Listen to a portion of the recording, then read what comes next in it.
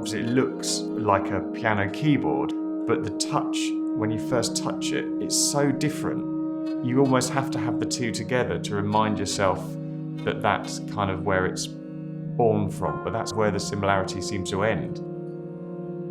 The first thing I noticed was pitch bend, where just the slightest move of your fingers on the note will pitch up to the semitone or just fractionally, and you can obviously use that as the vibrato.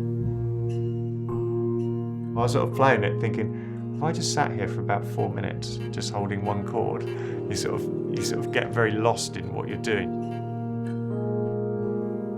The ability to control something after the event from a keyboard player's point of view, I think is huge. Up to now, it's always been about having additional controllers or using your feet or using your other hand or breath controllers and all those things. But fundamentally, I think that's all so different from the act of playing a traditional acoustic instrument. If you play a violin, you play the note and then you've got the volume with the bow and you've got the vibrato and the huge number of combinations of parameters that gives you.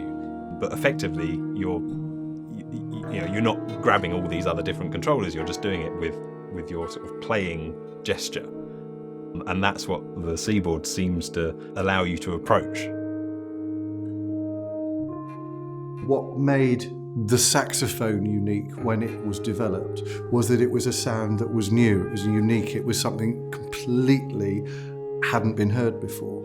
So the Seaboard and the potential for the Seaboard is this is not a synthesizer, this is not a sampler, this is not a piano, this is not a keyboard. It's a Seaboard, and I think that this could be the next instrument. It could be the next new thing. What's going to be interesting for the future is those people who specialise in the Seaboard and therefore make it a unique instrument.